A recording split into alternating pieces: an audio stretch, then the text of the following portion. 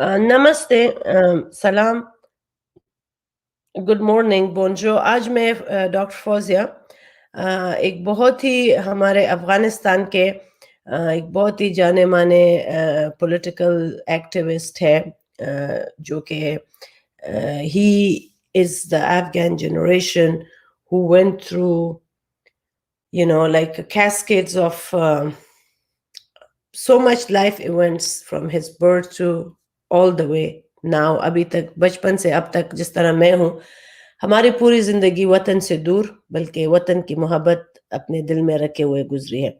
मैं गेस्ट को लाऊंगी, आप लोग भी काइंडली अपने दोस्तों को और अपने प्यारे भाइयों को यहाँ पे लेकर आए कि वो हमारे साथ हमारे इस बहस में हिस्सा भी ले, क्वेश्चन भी करे।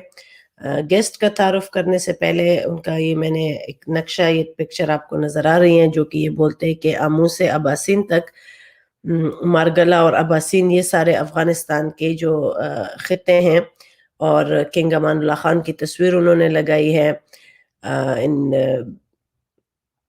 ये इनको जाके हम बात करेंगे और इनके साथ हम बलोच जो फ्रीडम मूवमेंट है, करीमा बलोच, अफगानिस्तान का फ्यूचर, हिंदुस्तान और पूरे रीजन के पॉलिटिक्स को हम ज़हर बहस में लाएंगे। मैं मेहमान को अभी बुलाती हूँ स्टूडियो पे। मेहमान हमारे साथ एक्चुअली स्टूडियो में है, मैं उनको अपने साथ शामिल करती हूँ। फ़हीम जान अवरोरा मशरा खरागलास दरतवायम दाय मरावाना ډېره زیاته مننه. د عادل خدای په غیرتي نامه درنې خور فوزیې ستانکزۍ یا فوزي احمدزۍ په دواړو نامو دې پیژنم. تاسو ته، ستاسې ټولو ګډونوالو ته، بیا د عباسینو مارګلۍ نه تر آمو پورې د بشپړې پښتونخوا، د بشپړ افغانستان درنو، عزتمندو، غیرتي، دردېدلو کړېدلو پښتنو، افغانانو ورونو خویندو ته او د دغه سیمې بیا د آمو نه تر ډاکې پورې، تر سمندره پورې د دغه سیمې ټولو وګړو ته چې زموږه ورونه خویندې، زموږه دوستان، زموږه د پخوانیو ادیانو همکیش او هم مذهبه خلک وو، دې ټولو ته د زړه له کومې درنښت او سلامونه وړاندې کوم.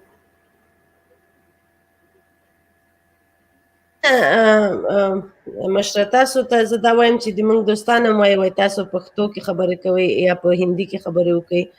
هندی پلیز. نو موږ به پشتو ہندی کی خبریں کو تاسو بھائی نے ایک بات کی ہے کہ جو میرا گریٹنگ ان سب نسلوں کے لیے، ان سب بچوں کے لیے جو کہ جن کے ساتھ ہم ایک تہذیب ایک ہی تہذیب جس کے ساتھ ہم شیئر کرتے ہیں، that we are one civilization, we were and we are.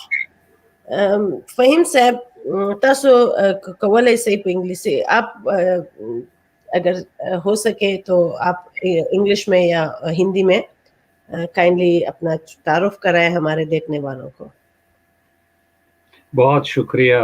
میرا یہ اردو اور انگریزی اور فارسی اور کئی اور زبانیں جو ہے اس پر میں بہت حاکم نہیں ہوں. کبھی کبھی جگہ میں پشتو میں بات کر رہا ہوں. میرا جو تعارف ہے، میں افغانستان، برا افغانستان یا نوردن افغانستان وردگ سے ہوں. میرا نام جو ہے ہمایون پشتون وردگ ہے، اور جہاد کے دوران میں نے تو فہیم نام بدل کیا، اور اس سے ابھی تک میں فہیم پشتون وردگ ہوں. میں افغانستان میں یہ 48 سال سے 48 ایئرس سے میں افغانستان کا اور یہ خطے کا سب کچھ میں نے تجربہ کیا. मैंने ये जो वार है, ये जो झगड़ा है, मसनूई झगड़ा है, ये अम्परातोरों को झगड़ा हो, कोई इन्वेजन था, मैं, मेरा फामिल, मेरा कबीला और मेरा सब लोग इसका कुर्बानी भी है।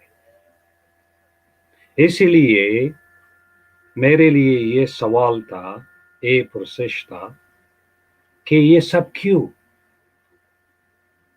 What is this all about? Why? Why we have been always targeted? Then I started to do the research. When I came to the UK since 1999, I started the research to find out why it's all happening. After doing research, I found out that from 8,000 years ago, our civilization around Amu to Indus River, and then all the way down to Delhi and to Dhaka, we had one way of life. And that way of life started to go through a philosophical and religious amalgamations.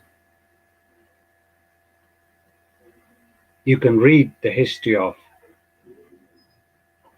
the beginning of those introduction of gods, and those gods in our language, in our Pashto language, is still in our histories there. We call them Deus, Dewan.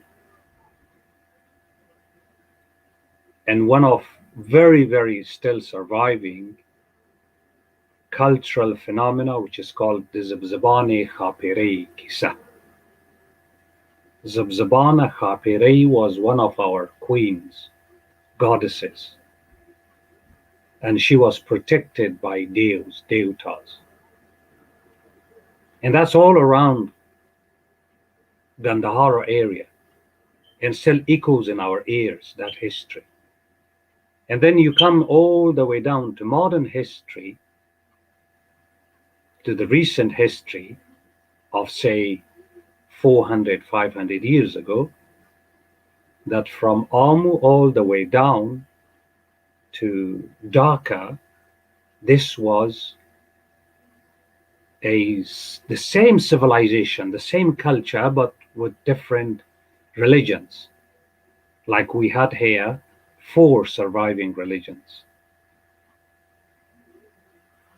Islam, Gargash, Hinduism, and Buddhism. And then after that, we had another religion created by Guru Nanak, which is today called the Sikh religion.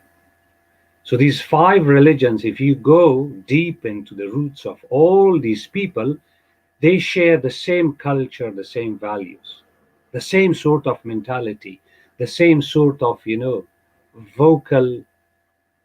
If they talk, you can see their vocal expressions are echoing the same emotions.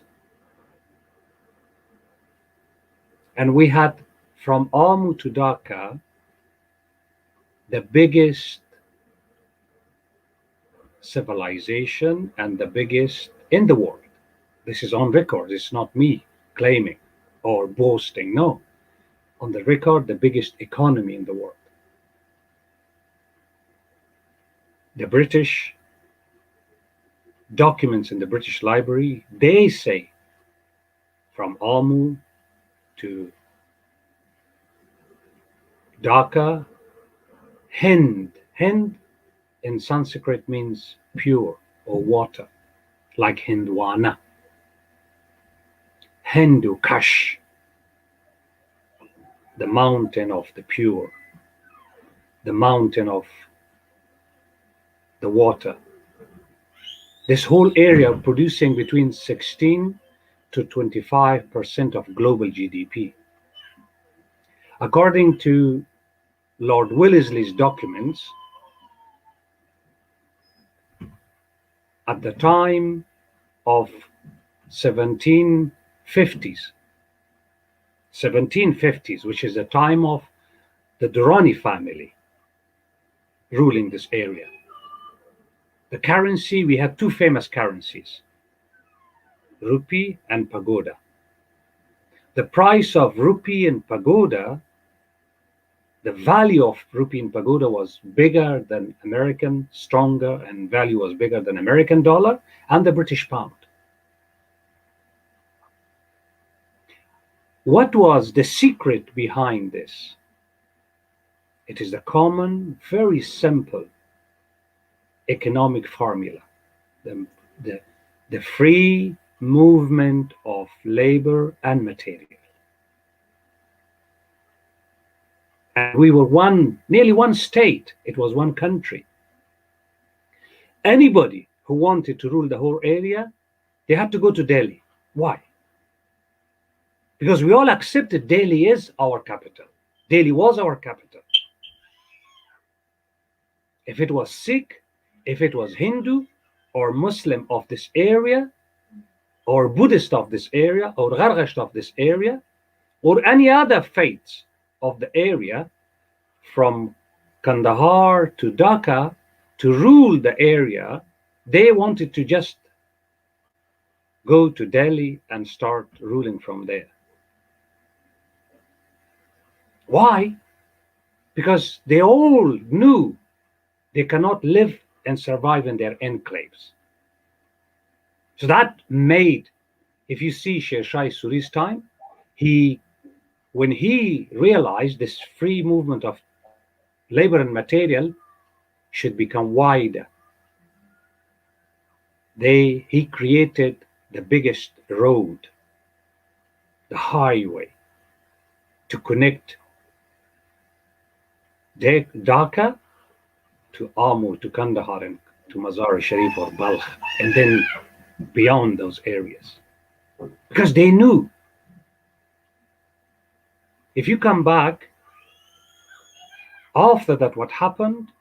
This was my question. Why we have become so disintegrated, and then we became the victims of wars. Once other countries were coming here, their generals were coming and seeking jobs with us. They were generals. French army men, Americans were coming, English people, Irish were coming, Italians were coming, seeking jobs in the armies of Hind, because they were paying big amounts. Why the colonizers came? What for? Because they called this area Golden Bird. They threw Zaru Marghay, laying golden eggs. They wanted to loot the golden eggs from us. The recent documents show that the British Empire nearly looted India out of 75 to 100 trillion dollars. Between 75 to 100 trillion dollars. Where did it come from? Did they loot our mines, gold at the time? Did we have oil at the time? No. It was the hard and smart work of our brains from the area. They made us slaves. Then I found out what was our problem then, how the British occupiers, Lord Wellesley, which was at the time of 1798, only bound in Bengal.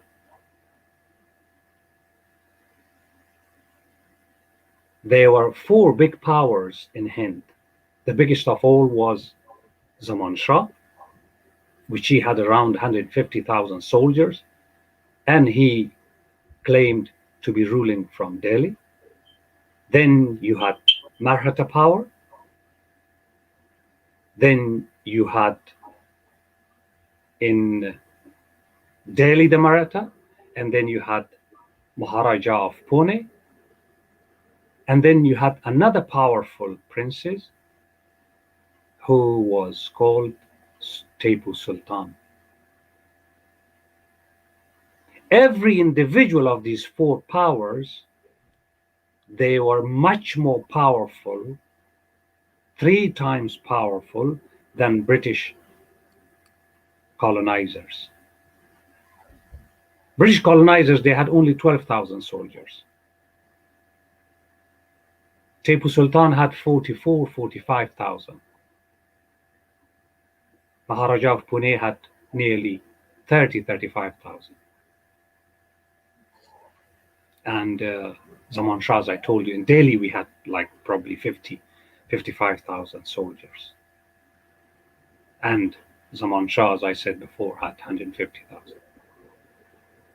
Zaman Shah was invited by all of them because these people, they could not defeat the British colonizers individually because they were sowing dissent and animosity among every one of them. The documents show, the papers of Lord Wellesley show, if you read their documents, I have 5 volumes of them. In those papers, he sends her emissaries, his agents. For instance, they were sending, the first strike was to control all the power from Fahim sir, Hyderabad. thank you Yes, so much. You have been telling us such a nice like intro.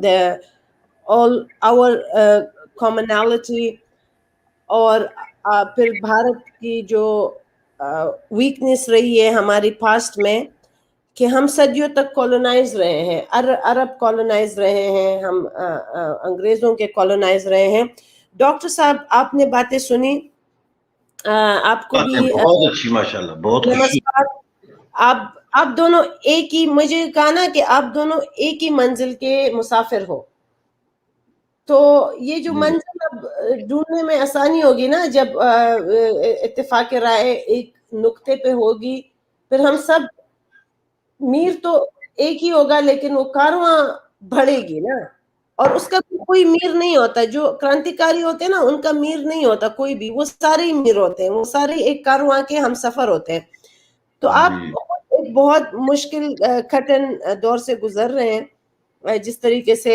DGISPR ने आपके बारे में कल briefing the and he जो उनका एक tree उसने plant किया था the biggest threat to Pakistan you are one In fact, you are the only one, the only threat to this country.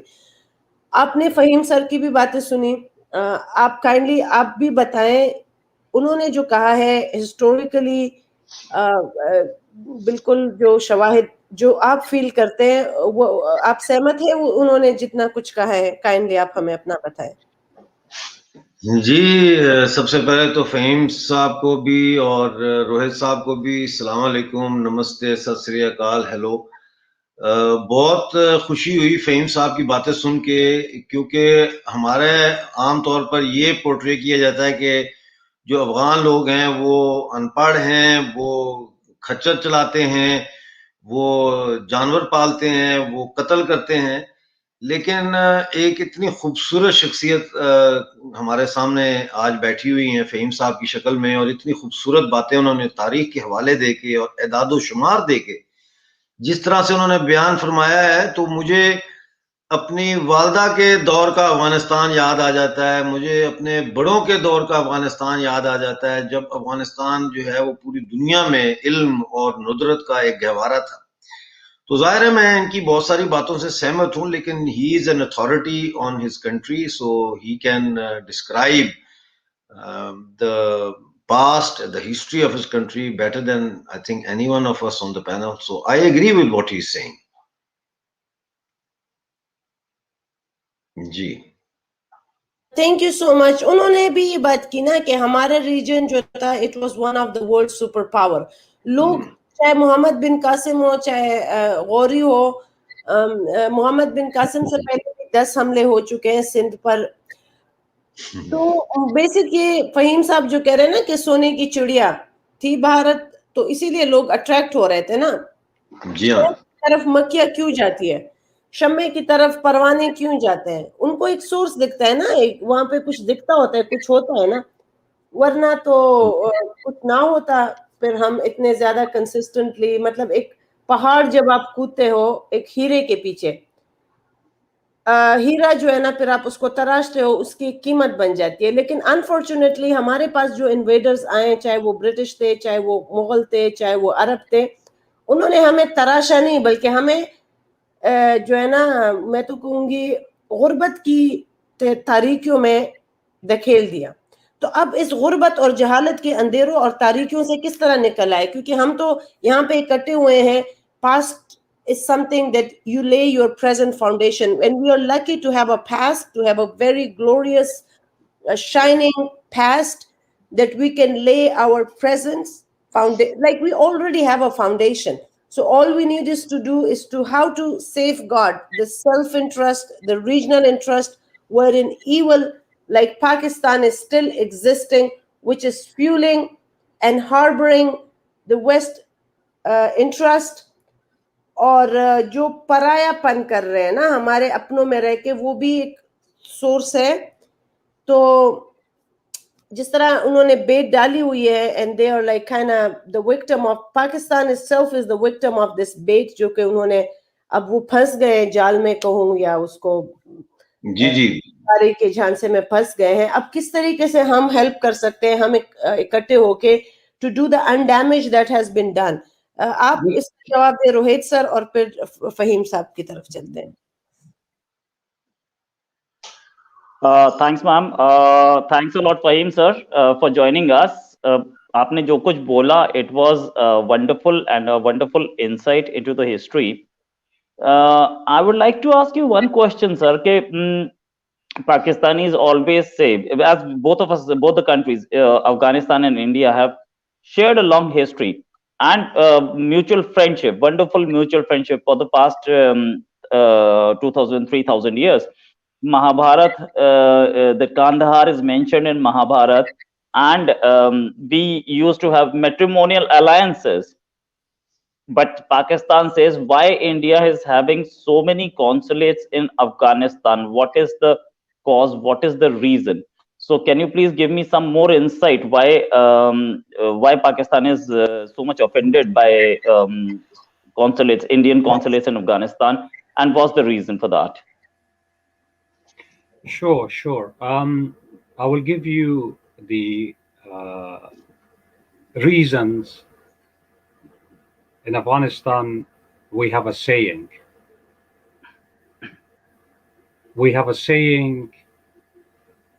That somebody says something, if we know it's not authentic, then we say, "Dai di plani di khuli khabari kari."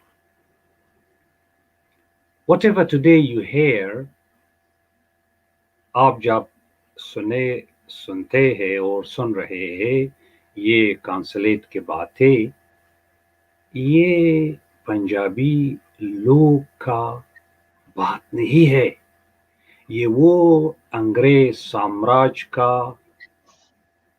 Drama ہے lord Wellesley سے جو چل رہا ہے. میں نے ابھی تک آتا تھا جب لارڈ ویلزلی نے ایک چھوٹا پاور سے کیوں سب ہمارے یہ دیش کو کنٹرول کیا. انہوں نے 3 چھل اور ٹرکس دے یوزڈ. یہ اس کی کتابیں میں ہے. 1 منٹ میں وہ کتابیں آپ کے سامنے لا رہا ہوں. آپ carry on, I will bring you the books. Yeah, okay sir. Sure. So جی روہت شرما اور ڈاکٹر صاحب آپ کے ہمارے ساتھ ہیں, میں یہ میسیجز پڑھتی ہوں. یہ ہے, India's downfall was because of our disunity. Now we need to unite and work. When Qasim attacked, all of India should have came for help. of Raja Dahir, but that didn't happen. Very true. यही बात हुई. मैं बोलती हूँ जब war भी आया तो अफगानिस्तान में हमारे हिंदू भाई थे, उनकी मदद के लिए भी कोई नहीं पहुंचा. ये this is the recipe that we didn't act upon is the unity. If we unite ourselves, जब हम यूनिटी में होंगे, जी जब हम एक मुट्ठी होंगे, कश्मीर के भाई हमारे साथ हैं, हमारे साथ आप है रोहित शर्मा, मैं हूँ, बलूचिस्तान के भी गेस्ट आएंगे, सिंधु देश से भी आएंगे, तो तभी जाके हम एक यूनाइटेड भारत बनाएंगे, जो कि यूएसबी, यूनाइटेड सब कॉन्टिनेंट भारत. और भारत में अभी भी जो हमारे पास मेन चीज है ना, वो है जवान और यंगस्टर, बच्चे, पॉपुलेशन. हमारे पास लेबर पावर है, लेकिन हमारी लेबर पावर सड़कों पे सड़ रही है. उस लेबर पावर की एनर्जीज को चैनलाइज करना, उस लेबर पावर को काम में डालना, उसको जो है ना एक काइनेटिक एनर्जी में लाना, फिर ही तो वो कंस्ट्रक्शन होगा ना. अकेले में सही है, दुनिया में जितना भी है, अब डिफेंस सिस्टम डिफरेंट है.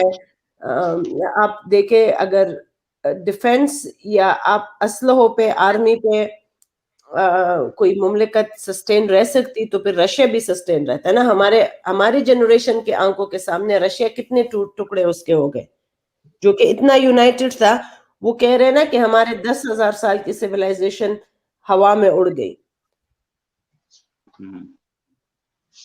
और हमने तो आजादी अभी जो है ना 70 साल हुए ना आजादी लेने के लिए. इससे पहले तो हम consistently we were under the banners of foreign invaders, चाहे वो मुगल थे, चाहे वो अरब थे, चाहे वो अंग्रेज थे. तो अब हम किस तरीके से फिर से अपनी वो civilisation, to look back into the civilisation. और जी, इसमें जो है ना एक बात बहुत जरूरी है समझने वाली, जो जिन्होंने राजा दाहिर की क्वेश्चन किया ना, कि अगर उस वक्त जब कासिम ने हमला किया था तो पूरा हिंदुस्तान अगर राजा दाहिर की मदद के लिए आ जाता तो ये ना होता. ये बात समझने की जरूरत है कि एट द टाइम, फहीम साहब आपको उर्दू हिंदी समझ आती है? जी जी. हाँ, मैं उर्दू समझता हूँ, मगर 80% चले ठीक है, मैं कोशिश करूंगा अंग्रेजी में बात करूं. नहीं, आप उर्दू में और हिंदी में बात करें. अच्छा. क्योंकि ये मेरे लिए भी अच्छा है, तो इसको समझता और I would learn it. You carry on, please. देखें, बात यह है कि हमें जो बात समझनी चाहिए वो ये है कि जो 18वीं और 19वीं सदी का हिंदुस्तान था वो मुख्तलिफ राजवाड़ों में तकसीम था, यानी प्रिंसली स्टेट्स थी, और उन प्रिंसली स्टेट्स के आपस में भी जो है वो वेस्टेड इंटरेस्ट क्लैश करते थे, दरिया के वजह से, जमीन की वजह से, नेचुरल रिसोर्सेज की वजह से और दीगर वजूहात की बुनियाद पे. और एक राजवाड़ों के जो राजे थे उनकी एक इंट्रिंसिक उनकी ये ख्वाहिश होती है कि वो अपने जो राजधानी है उसको एक्सपैंड करें. लिहाजा प्रिंसली स्टेट्स के दरमियान भी कन्फ्रंटेशन रही, और एक ये हमें बात समझनी चाहिए. अब जिस इंडियन नेशनलिज्म की हम बात कर रहे हैं, ये इंडियन नेशनलिज्म उस वक्त नहीं था. आज कोई हिंदुस्तान की तरफ आंख उठा के देखे तो पूरा हिंदुस्तान इकट्ठा हो जाएगा. ये हमें समझना चाहिए कि जो मॉडर्न इंडियन नेशन स्टेट है, it has evolved during and due to the collective struggle of the people of Hindustan against British Raj. क्योंकि जब तमाम राजवाड़े प्रिंसली स्टेट्स जो थी वो ब्रिटिश कॉलोनियल अप्रेशन का शिकार हुई, तो that became a common unifying factor among all the princely states, how to get rid of this oppression. और उस स्ट्रगल में एक तरफ ये प्रिंसली स्टेट्स के महाराजाओं की स्ट्रगल थी और दूसरी तरफ अवाम की स्ट्रगल थी, the struggle of the masses, which were considering not only to get rid of the British but also these maharajas at the same time, because they looked upon them as collaborators with the British in the initial stages of the Raj. تو اس لیے یہ جو ایک nationalism پیدا ہوا ہے ہندوستان میں، جو آج اکھنڈ بھارت کی بات بھی کر رہا ہے، جو آج افغانستان کو بھی گلے لگا رہا ہے، جو آج پی او جے کے کو بھی آزاد کروانے کی بات کر رہا ہے، یہ جو نیشنلسٹ emotion ہے، this which has brought BJP into significance, which has brought RSS into significance, this is a result of the collective struggle of the people of Hindustan and the region as well. اور ہمارا افغانستان کے ساتھ کیا رشتہ ہے؟ زمینی رشتہ چلو اپنی جگہ پہ ہے، لیکن ہمارا تاریخ کا رشتہ ہے کہ ہم دونوں نے مل کر اپنے اپنے دور میں ایک ہی دشمن کے خلاف جنگ لڑی ہے، برٹش امپیریلزم کے خلاف. یہ ہماری ہسٹری ہے جس کو پاکستان کی ISI اور پاکستان کی آرمی اور طالبان کرش کرتے ہیں اور اس کے اوپر ایک عرب کلچر مسلط کرنے کی کوشش کرتے ہیں جس کا ہمارے ساتھ کوئی تعلق اور واسطہ نہیں ہے. اب سوال آ جاتا ہے افغانستان کا اور پاکستان کا، تو افغانستان کو برباد کس نے کیا؟ افغانستان کو برباد کیا پاکستان کی ISI نے اور ان وار لارڈز نے جنہوں نے پاکستان کی ISI اور CIA کے تعاون کے ساتھ اپنے چھوٹے چھوٹے مفادات کی وجہ سے اپنے ملک کو، اپنے وطن کو ذبح کر دیا. تو اب اس کا حل کیا ہے؟ میں پاکستانی مقبوضہ جموں کشمیر سے میرا تعلق ہے، اور میں کیوں آج ہٹ لسٹ پہ ہوں، ISPR اور ISI اور پاکستان آرمی کی ہٹ لسٹ پہ کریمہ بلوچ کے بعد کہتے ہیں جی آپ کا نام ہے؟ اس لیے کہ ہماری جو آرگنائزیشن ہے تحریک اتفاق رائے، وہ بہت تیزی سے پچھلے دنوں میں پھیلنا شروع ہو گئی ہے پاکستانی مقبوضہ جموں کشمیر اور پاکستانی مقبوضہ گلگت بلتستان میں. اور اس کی وجہ کیا ہے؟ یہ مجھ سے کیوں اتنا خطرہ محسوس کرتے ہیں؟ اور بھی لیڈر ہیں پاکستان کے جو آرمی کے خلاف بولتے ہیں، PDM کے جلسوں میں آرمی کو للکارتے بھی رہے. وائی ڈاکٹر امجد مرزا؟ کیونکہ میں نے ان کی جو فالس کلچرل پولیٹیکل نیریٹو ہے اس کو میں نے اس کا پردہ ہٹا کے اپنے لوگوں کو یہ بتایا ہے کہ ہم لوگ ایک انڈس ویلی سیولائزیشن کا، ایک پیر پنجال ویلی کی سیولائزیشن کا حصہ ہیں. ہم عرب نہیں ہیں. ہمارا جو دھرم ہے اس کا عربوں کے دھرم سے کوئی تعلق واسطہ نہیں ہے. وہ تو عرب ایکسپینشنزم کے نتیجے میں ہمارے خطے میں جو ہے وہ اسلام آیا. لہذا ہمارے جو مفادات ہیں، ہمارے جو مستقبل ہے وہ بھارت کے ساتھ وابستہ ہے. اور پھر قانونی طور پر بھی فہیم صاحب قانون کو سمجھتے ہیں، تاریخ کو سمجھتے ہیں. He can correct me if I'm wrong. کہ on the 26th of October 1947 our Maharaja Hari Singh signed an instrument of accession with India. That instrument of accession included Pakistani occupied Jammu Kashmir and Pakistani occupied Gilgit Baltistan. So legally we are part of, constitutionally, legally we are part of India. اور میں نے جب یہ آواز اٹھائی ہے کہ ہم پاکستان کے ساتھ نہیں رہنا چاہتے، 7 ڈویژن فوج جو ہے، 7 بریگیڈز فوج کے POJK میں اس وقت ہے، اور اوپر سے 2 بریگیڈ اور بھیج رہے ہیں. وہ میرا خیال ہے بریگیڈ 23 اور بریگیڈ 26 اور بھیج رہے ہیں. کیوں بھیج رہے ہیں؟ اس لیے کہ ہر وقت پاکستانی مقبوضہ جموں کشمیر اور پاکستانی مقبوضہ گلگت بلتستان میں مظاہرے ہو رہے ہیں، ایز وی اسپیک بھی ہو رہے ہیں. اور عمران خان نے تقریر کی کوٹلی میں اور کہا کہ ہم کشمیر کے لوگ اگر آزادی چاہتے ہیں تو اس آپشن کو بھی ہم رسپیکٹ دیں گے. کیوں اس نے یہ کہا؟ To calm down the people of POJK جو اتنا پاکستان کے خلاف. اور آپ کو پتا ہے پشتونخوا میں تو یہ نعرے لگنا شروع ہو گئے تھے، یہ جو دہشت گردی ہے اس کے پیچھے وردی ہے. کین یو بلیو اٹ کہ پتن جو ہے برج کے اوپر لوگوں نے جموں کشمیر کے لوگوں نے یہ نعرے لگائے کہ یہ جو دہشت گردی ہے اس کے پیچھے وردی ہے. جگہ جگہ انہوں نے فوجیوں کے اوپر حملے کیے ہیں، ان کو مارا ہے، مطلب ہے سول لوگوں نے. تو اس لیے میں سمجھتا ہوں کہ افغانستان کو سب سے پہلے سب سے امپورٹنٹ بات اس وقت یہ ہے کہ ہمیں اشرف کو مضبوط کرنا چاہیے. سوری میں یہ بات کرنا، یہ تھوڑا سا امپورٹنٹ ہے. میں I can't I'm so emotional right now to hear this. یہ جو انسیڈنٹ ہوا ہے چمولی میں جہاں سے 10 لوگ مر گئے ہیں اور 150 مسنگ ہے. آئی گیس ان میں گلیشیئر کا کچھ انسیڈنٹ ہوا ہے جو ایک گلیشیئر کی وجہ سے وہاں پہ کچھ اس طرح ایک natural disaster. So my heart and prayers are with all the victims and those who are still trapped there. We pray for them کہ ان کو جلدی سے وہاں تک جو بھی آپ کر سکتے ہیں جتنے بھی آپ قریب ہیں چمولی کے جو پہ وہاں پہ رہتے ہیں آپ کائنڈلی وہاں پہ رضاکارانہ طور پہ جا کے ہیلپ کر سکتے ہیں.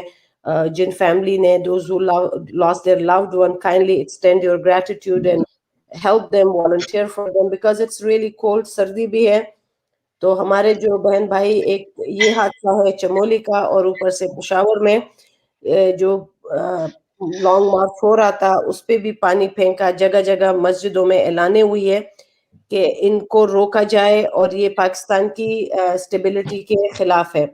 تو my heart and prayers are with all those who lost their loved one and I pray کہ جو کہ ابھی ہمارے باقی جو بھائی ہیں جو وہاں پہ پھنسے ہوئے ہیں kindly جو ان کے قریب ہے extend your helping hands and help them and help the government agencies or NGOs who are consistently trying to save as many people as they can. Thank you so much. جی doctor صاحب آپ جاری رکھیں.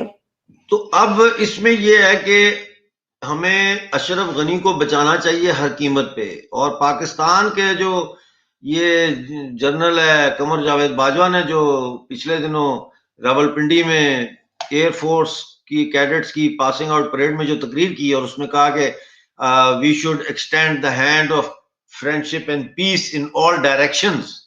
تو وہ ایک ہی direction کا اصل میں اس کا مطلب تھا اور وہ تھا افغانستان. کیونکہ ان کی بڑی سرزنش ہو رہی ہے. یہ جو طالبان کے ذریعے وہاں پہ حملے کروا رہے ہیں اور ڈی اسٹیبلائز کرنے کی کوشش کر رہے ہیں اشرف غنی کی گورنمنٹ کو, کیونکہ اشرف غنی کی گورنمنٹ جو ہے وہ ایک سیکولر گورنمنٹ ہے اور وہ یہ چاہتی ہے کہ حقیقی معنوں میں افغانستان میں خون خرابہ ختم ہو, حقیقی معنوں میں افغانستان کے اندر جو ہے وہ بہتری آئے اور ڈیولپمنٹ پروجیکٹس اتنے چل رہے ہیں وہاں پہ, اس کو سیبوٹاج کر رہا ہے پاکستان. تو اس کی سرزنش ہوئی ہے, امریکہ نے اس کی سرزنش کی ہے کہ بھائی تم یہ سیریس ہو جاؤ ان ٹاکس میں اور طالبان کو لگام دو. تو اس نے پھر وہ ایک یہ بیان دیا جس کو انڈیا والے سمجھ رہے ہیں کہ اس نے شاید ان کے لیے بیان دیا ہے کہ کشمیر میں ہمیں پیس چاہیے. کشمیر میں ان کو پیس نہیں چاہیے, یہ پیس نہیں کریں گے کشمیر میں, کیونکہ یہ اس Kashmir they breed on the violence that they infiltrate in Kashmir. If Kashmir issue becomes dead, then Pakistan army has no excuse to justify its existence, its budget, its perks, and its involvement in Pakistani politics, and so on and so forth. Doctor صاحب یہ question آپ تینوں کے لیے ہے. I can't believe that POK and Gilgit Baltistan people will support India as religion come first to them. میں پہلے فہیم سر سے شروع کروں گی. فہیم سر, what do you think? The question is, it's of course a great concern for everyone regarding religion. Even if in America the demographic changes, a lot of Muslim voted for Biden's, and the demographic changes is a huge concern for every country, whether it's India, whether it's Germany, whether it's UK, and whether it's America. And it is the concern. Even Afghanistan people, they do things کہ route جب ہوگا, آپ نے کہا خوشحالی تو آئے گی لیکن ساتھ میں جو مذہبی انتہا پسندی عروج تک ہے افغانستان پاکستان میں, تو کیا ہم اسٹل کر سکتے ٹو ورک؟ کیا ہم ابھی مینٹلی طور پہ اس چیز کے لیے تیار ہے کہ will we be able to open our heart and doors to those with whom we have shared a civilization of almost 20 years? جی سر. بہت شکریہ. اگر آپ کا اجازت ہو میں وہاں سے شروع کروں جو میں نے آپ کو ڈاکومنٹس لایا ہوں. یہ وہ کتاب آپ کے سامنے ہے, یہ لارڈ ویلزلی کا گورنمنٹل ڈاکیومنٹس جو ہے. دکھائیں ذرا کیا نام ہے اس کا. The dispatches, minutes and correspondence of General Marcus Wellesley. ٹھیک ہے, thank you. during his administration in India. During his administration in India, and it starts from the first he arrived there. His letter starting from 23rd February 1798. The first documents it starts in this book are about Zaman Shah, Marhata, and Tipu Sultan. जब फरवरी में इसके रापोर आया बंगाल तक, ज़मान शाह आ रहा है दिल्ली तक, वो वहाँ से बंगाल तक वो ये अंग्रेज जो है ये समंदर में उतारता है. They're going to throw them in the sea. So the British Empire, Lord Wellesley and their generals were so frightened. There's no history of अंग्रेज का कोई हिस्ट्री नहीं है जो वो लर्जे में आता है. एक बार हिस्ट्री में आता है वो ज़मान शाह से है. इसकी ये डायरी में वो कहता है कि मैं वैसे एकदम I tremble to think. He's trembling. That tremble to think makes him to do three tricks, three actions. The first action he does is what? Lord Wellesley sends his emissaries to Maharaja of Pune, and the second they send to Nizam of Hyderabad, and the third they send to Tipu Sultan. What do you do there?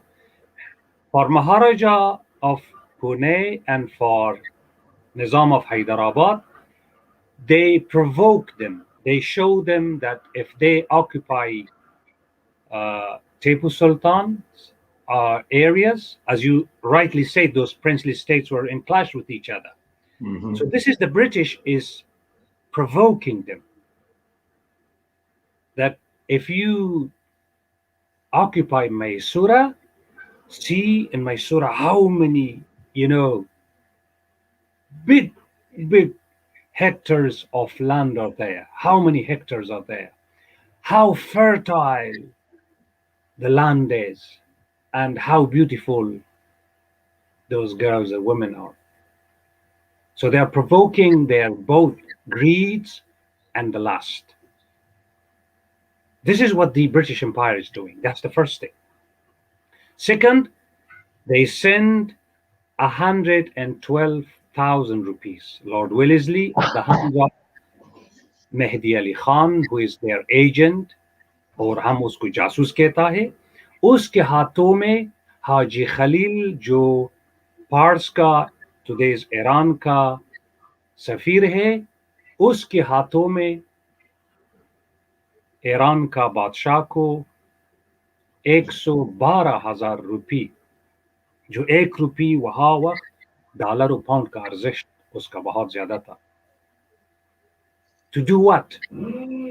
To provoke Zaman Shah's brother Mahmud, who was in Isfahan, to do a rebellion against his brother in Kandahar.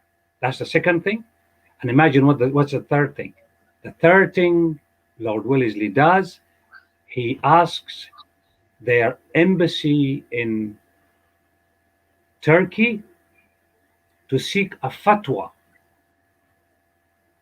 To seek a fatwa for Tipu Sultan and all Indian Muslims.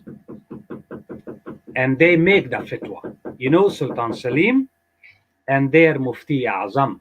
Sultan Salim, who was the Khilafat Islami, they call it. Look at this Khilafat Islami. I call it Khilafat Shaitani. It wasn't Islami.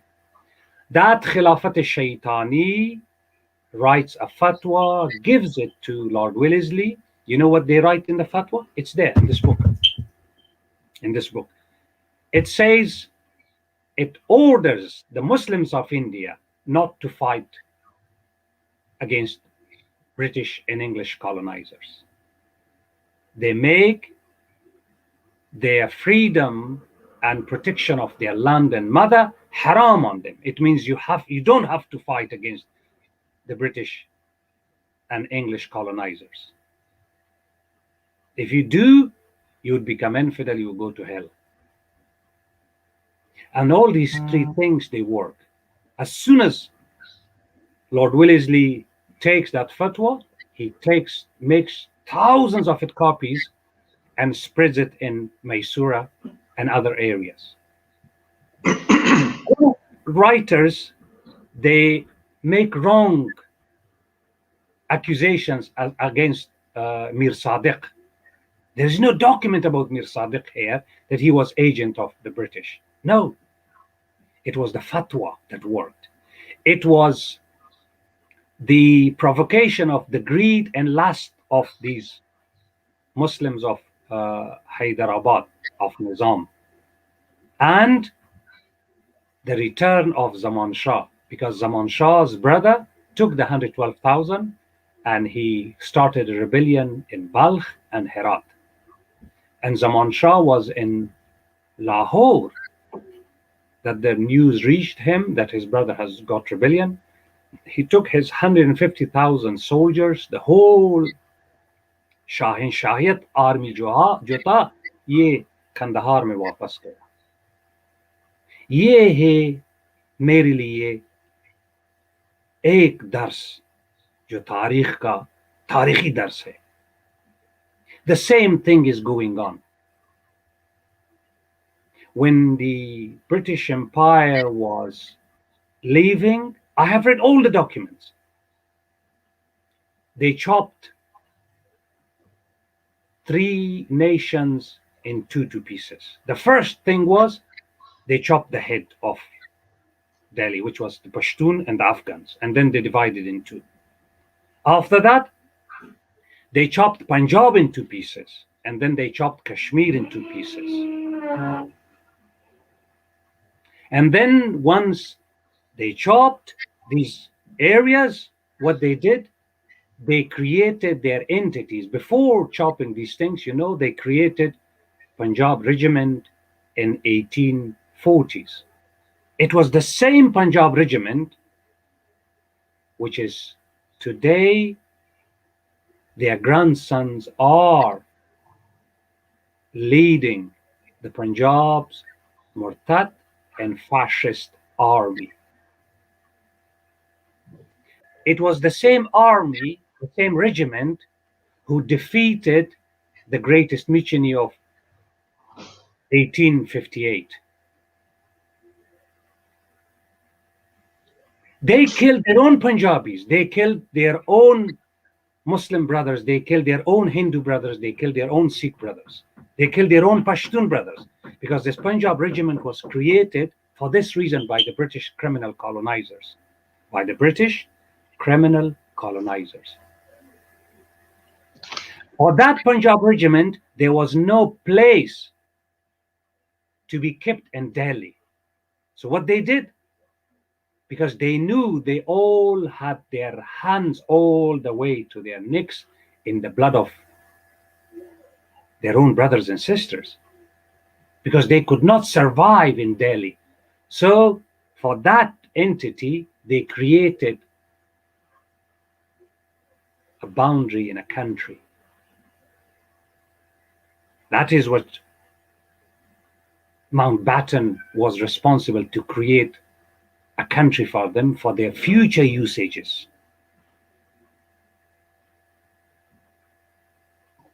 So true. So true. Sir, आप सुन रहे हैं? Any comment?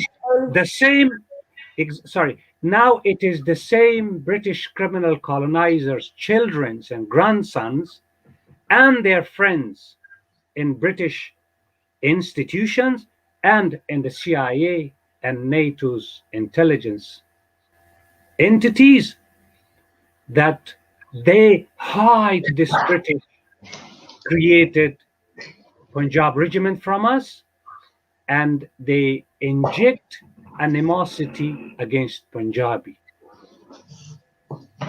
For instance, in Afghanistan, a lot of people, they talk about the Taliban, the government. People do not have information at all that The Taliban are not created by ISI. They're only the managers. All the finance, the money, the billions of dollars that arm the Taliban, give them sanctions for their trainings, for marrying 3, 4 wives, their travels, their buildings, their companies. This all the money of billions each year come from Helmand's narcotics, which was in 2001 only 35 to 50 tons. Now it has shot up by the CIA, and Pentagon to 100,000 tons. And that flows from Helmand to Quetta in Peshawar freely. From the profit of that, the Taliban are armed, trained, their sick, patient, and injured people are treated. And this is the project of CIA and Pentagon. But what our Afghans, they say? A lot of Afghans, Punjab, Punjab. Hang on a second. Punjabi people are also looted by this Punjab regiment, by this evil army. Their taxpayers' money, their wealth, their land productions, the production of Sindhis, Baloch, Pakhtuns, everybody is looted by this evil army. But the people are injected by CIA and Pentagon and ISI, the poison against Punjabi people. The enemy is vanished from us. In Afghanistan, the war is artificial. It is exactly the same fatwa that came from Lord Wellesley that sedated the people of Mysore and the Muslims. It is the same poison coming from BBC, from Voice of America, from CIA, from Pentagon to carry on this artificial war. This war in Afghanistan is artificial war. It is the war created by CIA for 4 reasons. If you read this book, you can find out the truth about the war in Afghanistan.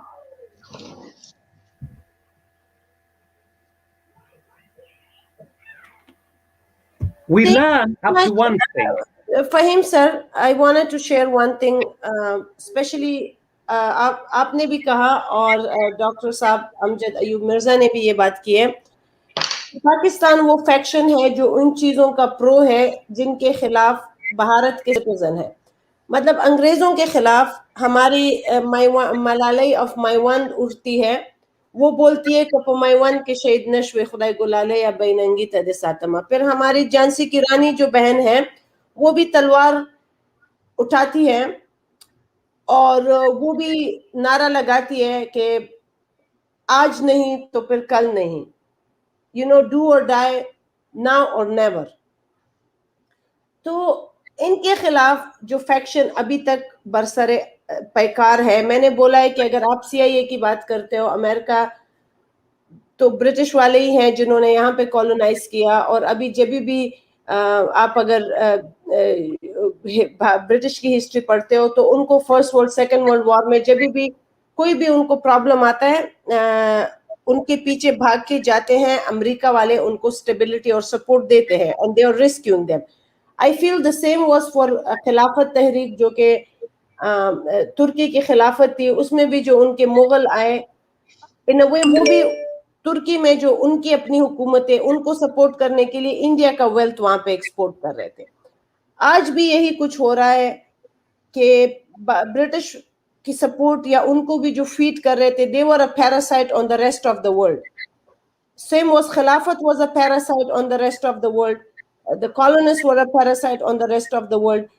अब ये जो इन पैरासाइटों के अभी भी मोहरे, जो Punjab army है जिसको लोग इस्लाम का किला बोलते हैं, जो कि इस्लामी आर्मी है, इनके सारे बम इस्लामी हैं। तो अगर ये सारे बम इस्लामी हैं तो उनको पैसा क्यों फिर 400-500 ट्रिलियन डॉलर, अरबों डॉलर फिर अमेरिका क्यों देता है? जी डॉक्टर साहब, डॉक्टर अमजद। جی وہ یہ تو مجھے نہیں پتا کہ ٹریلین ڈالرز دیتا ہے، لیکن یہ ضرور ہے کہ وہ یہ ان کے پالتو ہے نا جی، جس طرح فہیم صاحب نے کہا ہے کہ $400 ان کو کہا کہ ٹرمپ نے ان کے پیسے باندھ دیے تھے نا، کہ ابھی ہم یہ 400 ملین جو ہے جو انہوں نے وزیرستان میں لوگ ان کے لیے مارے ہیں، جو وزیرستان میں یہ امریکہ تو ان کو خون بہا دیتا ہے نا، افغانیوں کا خون بہا دیتا ہے، وزیرستان میں خون بہا دیتا ہے، اور ابھی ان کو چائنا پھر دے گا خون بہا، جو یہ بہائیں گے بھارت میں ڈیسٹیبلائز کریں گے، بھارت کو ڈیسٹیبلائز کرنے میں، ریجن کو ڈیسٹیبلائز کرنے میں they are playing a very vital role، کیونکہ اب آپ نے ان کو دلال کا نام دیا نا، یہ دلالی کرتے ہیں۔ پہلے تو برٹش نے ان کو ان سے فتوے، ابھی بھی یہ فتوے نکال رہے ہیں، کبھی طارق جمیل ان کو فتوے دیتا ہے، کبھی ذاکر نائک طالبانوں کو کرانتیکاری بولتا ہے۔ تو آپ یہ مجھے بتائیں کہ جو ابھی یہ جو دلالی کر رہے ہیں، کیا یہ کسی کو بھی اپنا آپ بیچتے ہیں؟ ابھی چائنا کو یہ بیچیں گے، پھر ریجن کے انٹرسٹ کو داؤ پہ لگائیں گے؟ کائنڈلی آپ اس پہ اپنا کامنٹ دیں۔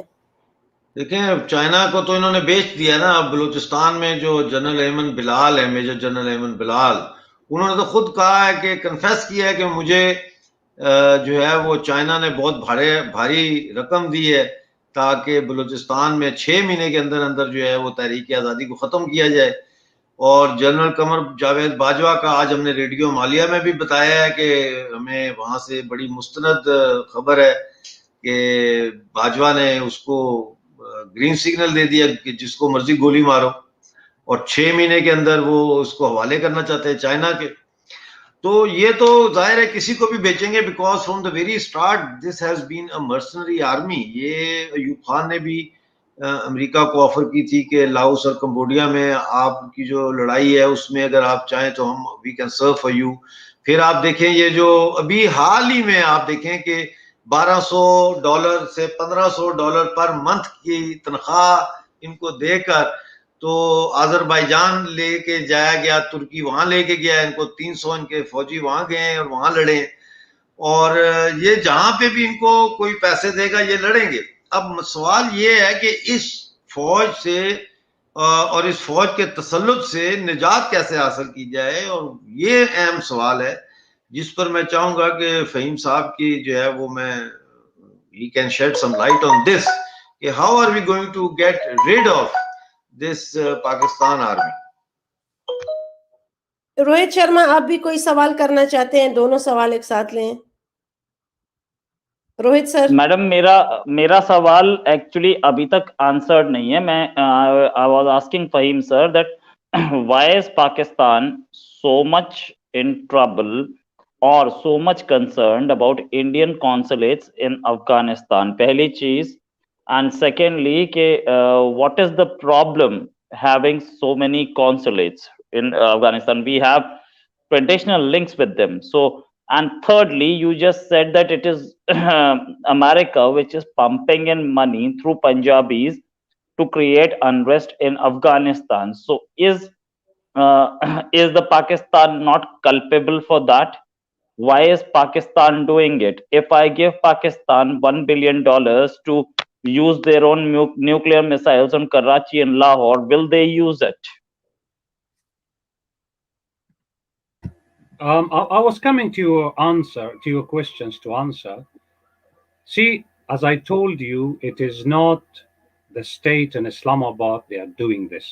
It is all the same entity which was called Punjab Regiment, and Punjab Regiment was doing all their actions for British criminal colonizers.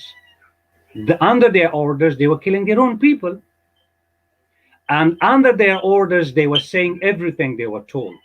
Nowadays, whatever they do inside Sindh, Karachi, Quetta, Lahore, Kabul, everywhere, 99% of their policies are coming from CIA.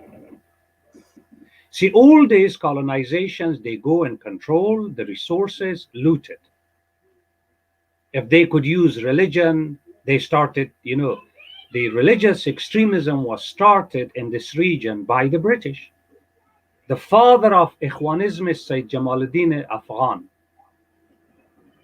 He was an agent of British colonizers. They brought him to Afghanistan, made him a minister at the time of 1870s. He became one minister in the court of the king in Kabul. The king was preparing to defeat the British colonizers and seeking his advice. You know what Sayyid Jamaluddin Afghan was telling him? Imagine, this is the start of this Ikhwanism. He was telling him, forget about the British. Why your beard is so big or small? Why your shirt is this and that? Why when you pray you put your finger up and down?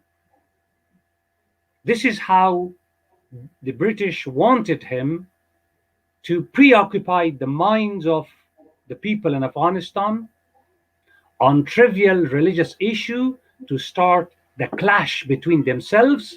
Their hands would be tied and they can control. The king expelled him from Afghanistan, and the British took him, this Sayyid Jamaluddin, to Iran, Turkey, and to Egypt. And because of him, he created this Islamic extremism in the minds of people. They were occupied with each other about the beard, about the mustaches, about headgear, about the clothing. They forgot about the country. British came and controlled it, took Egypt from them. And then the same thing happened when Americans, the CIA in 1950s, wanted to destabilize Russia. When they wanted to destabilize Russia, they used the same agents of MI6, which is called Mujaddidis, the Mujaddidi family, and then they created these Ikhwanis, these religious extremists, like Gulbuddin, like Sayaf, like Rabbani, Masood, Muhaqqiq, Khalili, Muhammadi, Pair Gailani. They were all created in Kabul. These Ikhwanis were created by CIA, and CIA pushed them into the arms of ISI. Thank you, Fahim sir. I wanted to add one thing here. There is the huge documentary which has been submitted in Congress Library. I'm even planning to do a documentary on that, but let's see if life give me a chance.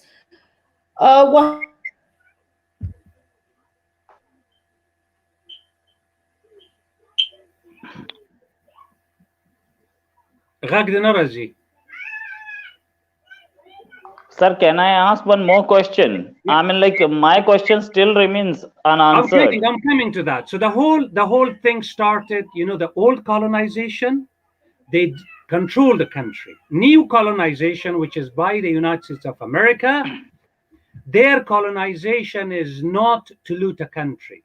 Their colonization is to loot their own taxpayers, to use drug money, and to make money from the usage of arms. To make money from the usage of arms.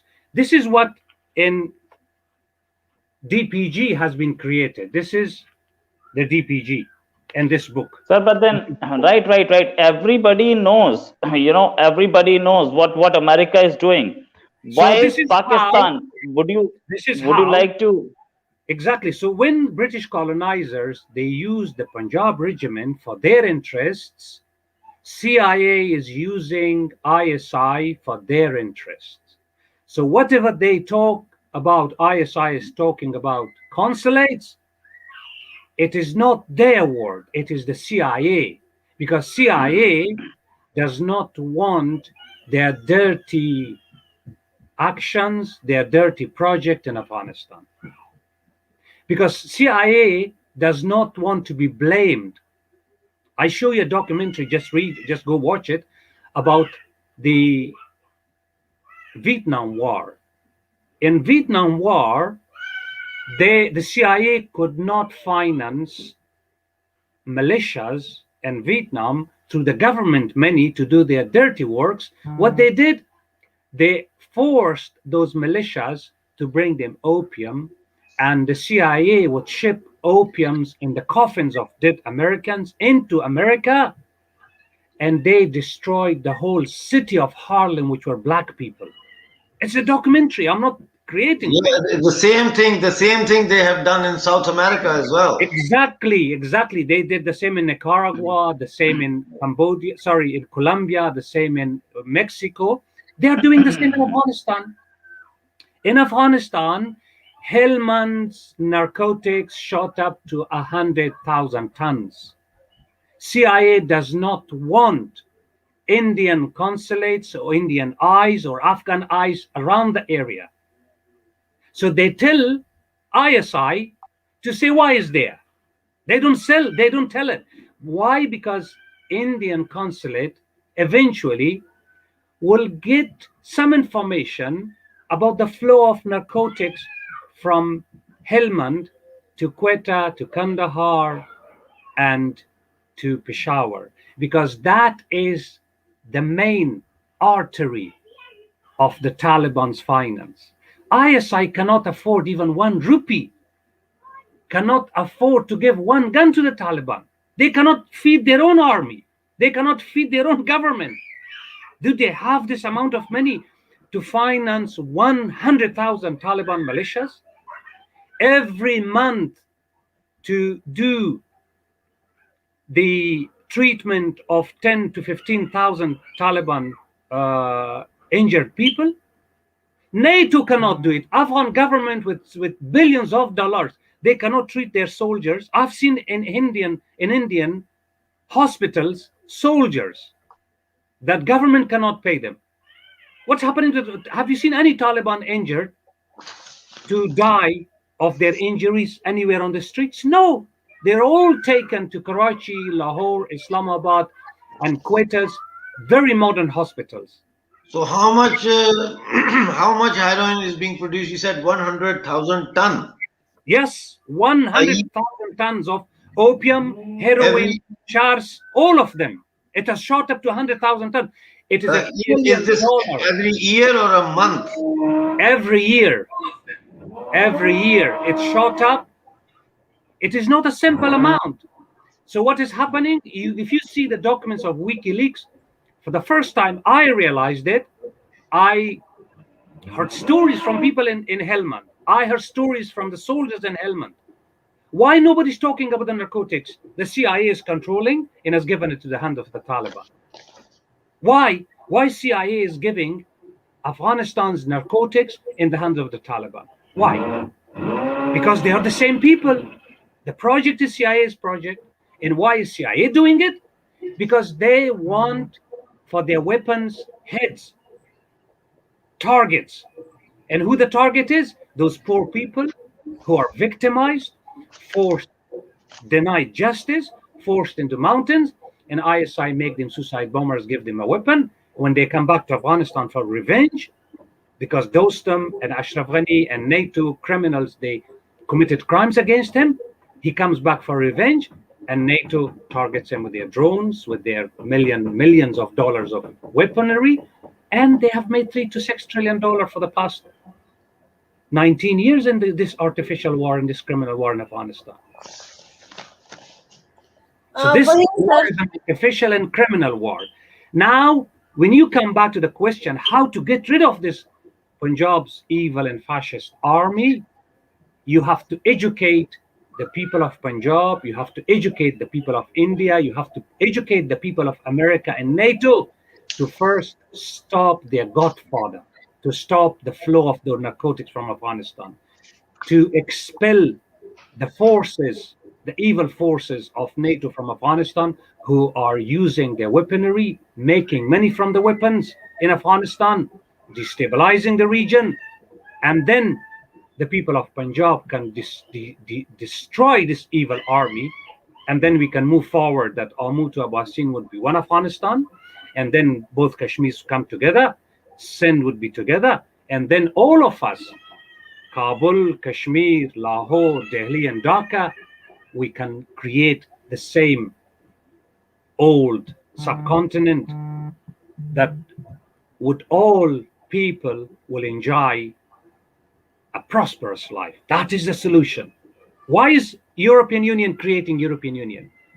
America, as you said, that the princely states, they had clashes with each other, but they were all paying taxes to Delhi, whatever they had, because they were recognizing Delhi as the capital of all of us. America was not America. There were 50 states, 50 governments, 50 countries. It is not United Provinces of America. It is United States of America.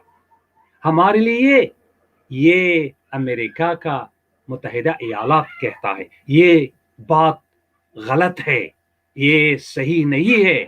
ये America का मुत्तहिदा ममालिक है। ये America का 50 मुत्तहिदा दौलतें हैं।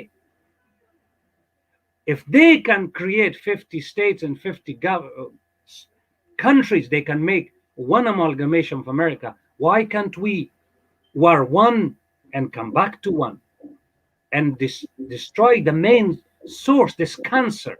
The cancer is the CIA and NATO's finances supporting this evil army. Faheem sir, आपके लिए question है. Fauzia ji, please tell Faheem sir his traditional dress looks beautiful on him,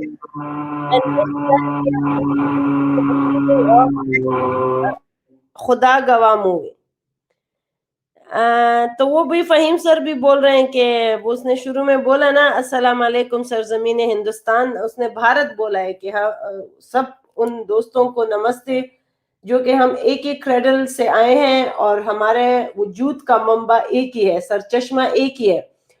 तो सर ने भी वही बात की जो मैं कह रही हूँ. सर, मैंने एक नाम बनाया है यूएसबी, यूनाइटेड सब continent Bharat. USA, United state America, United सब कॉन्टिनेंट भारत, जिसमें हमारी डॉक्टर साहब सीईओ, वो चेयरमैन है उनके, और I am the president of this Tehreek Ittefaq Rai. Tehreek Ittefaq Rai mean, इस बात पे आप भी इत्तेफाक रखते हैं कि यूनिटी स्ट्रेंथ. इस बात पे रोहित शर्मा जी भी बोलते हैं कि यूनिटी स्ट्रेंथ. और भारत के बच्चे, भारत के नौजवानों का, हमें देखो अमेरिका के अगेंस्ट, ब्रिटिश के अगेंस्ट, अरबों के अगेंस्ट, कॉलोनाइजेशन के against, it's a painful past that we had, but how to move on to the future. ये बात मैं एक और बात बताना चाहूंगी. इंडिया में अक्सर लोग ये बात करते हैं कि मसलन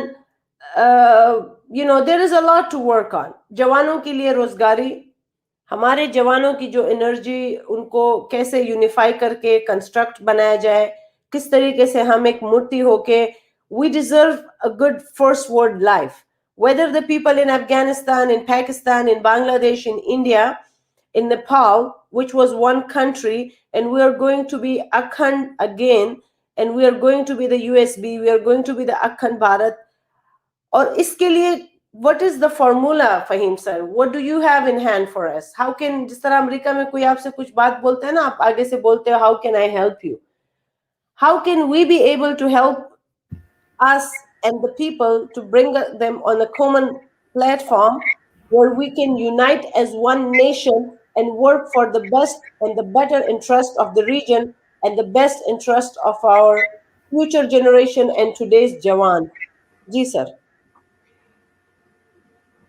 The way forward वो ये है सच बताना, हकीकत, स्पिन खबरी, रिख्या उड़ता हुआ है कि सच सदा. Tell them the truth, tell them the real story, and remove from their brains the scampat, prachav. I call them in English prachav, political, religious, and cultural opium and heroin. That is created by CIA and ISI. To remove the hate towards Punjabis, to remove the hate towards Muslims, to remove the hate towards Arabs, to remove the hate that created in our brains towards Hindus, directed towards the real enemy. Who is the real enemy? It is Pentagon, CIA, ISI, and NATO secret agents who are making money from using their weapons on our heads. sir, and facilitating it through ISI, Fahim sir, Punjab's evil army. And moving forward, reuniting the whole region, because the free movement of labor and material would make us back golden bird. And there's the same resources are there, the same heads are there. I say it in Pashto, hamaga kakari, hamaga shtamana ishtadi. Tashakur.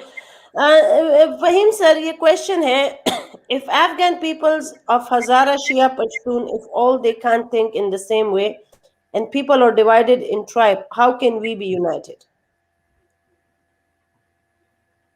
Or Dr.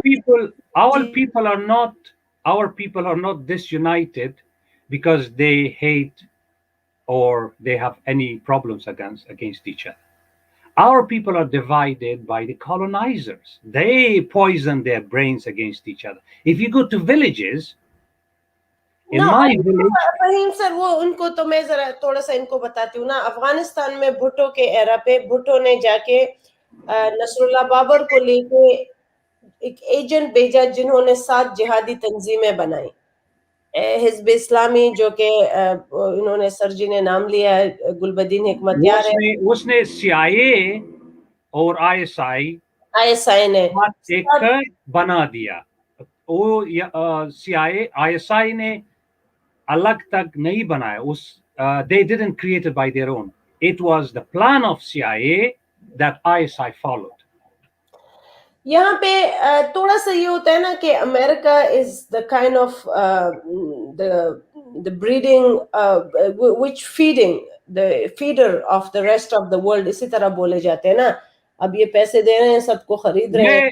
मैं जो बात कर रहा हूँ, मैं अपनी ये देखो खबर से देर फार्म का हूँ, मैं अमेरिका कभी नहीं कहता CIA, Pentagon, because I have to show to the people, because if I say America, this is how in the minds of people every American would become enemy. So Americans are not our enemies. It is the CIA and Pentagon, and it is documented. It is documented. Sir ji वो बिल्कुल सही है, यहाँ के लोग भी disagree करते हैं, एग्री टू डिसएग्री। अगर इजाजत हो मैं कुछ कह सकता हूँ? जी सर, मैं आपकी तरफ ही आ रही थी, काइंडली। देखिए फहीम साहब ने बड़ा जो है वो अच्छे तरीके से he has presented the case of Afghanistan and the exploitation and the reasons behind that in a very articulate manner. I agree with him. But the question is that how does Pentagon and American CIA operate? They operate through their local sahulat cars. They operate through their local operatives. So our first, obviously we have to inform and educate our masses about what His Excellency Mr. Fahim has very rightly pointed out. The Pentagon and CIA is the main culprit, but at the same time we have to devise a strategy how to get rid of the sahulat cars who are their operatives in Afghanistan and Pakistan and in Kashmir as well. So I suggest that we all come on one point agenda, we agree upon one point agenda. That is the one point agenda of Tehreek-e-Ittifaq-e-Rai. The one point agenda is that all territories that are under the occupation of illegal occupation of Pakistan, like Balochistan, Khyber Pakhtunkhwa, Sindh, and Pakistani Jammu Kashmir and Pakistani occupied Gilgit-Baltistan, we all agree on one point, that we all should unite our forces to liberate ourselves from the dominance of Pakistan army and the Pakistani state. The Pakistani state has to go if we want a peaceful atmosphere in the subcontinent, in Afghanistan. Then Pakistan has to go, because the purpose of Pakistan, of creating Pakistan, was to have British and American agents in the middle of this region, you know. So my suggestion is that we join our forces, and वो एक शेर है उर्दू का کہ نہ گفتگو سے نہ شاعری سے جائے گا، نہ گفتگو سے نہ شاعری سے جائے گا، اٹھا عصا کہ فرعون اسی سے جائے گا. So we have to think about all sorts of methods to apply to gain our freedom. And if it comes to war, if it comes to armed struggle, then we should not shy away from it only because we want to present ourselves as passive, you know, اس کا word میرے tip of the ٹنگ پہ ہے لیکن آ نہیں رہا. Passive جو جنگ کو نہیں پسند کرتے، پیسو ایگریسو، نو جو جنگ کو نہیں پسند کرتے، passive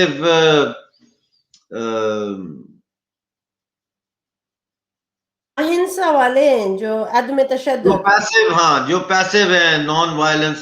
We should not shy away just because we want to prove ourselves that we are very, nice people and we are not violent. Violence, we are facing violence. We are not committing to violence. It's the state of Pakistan and the Sahulat Kars who have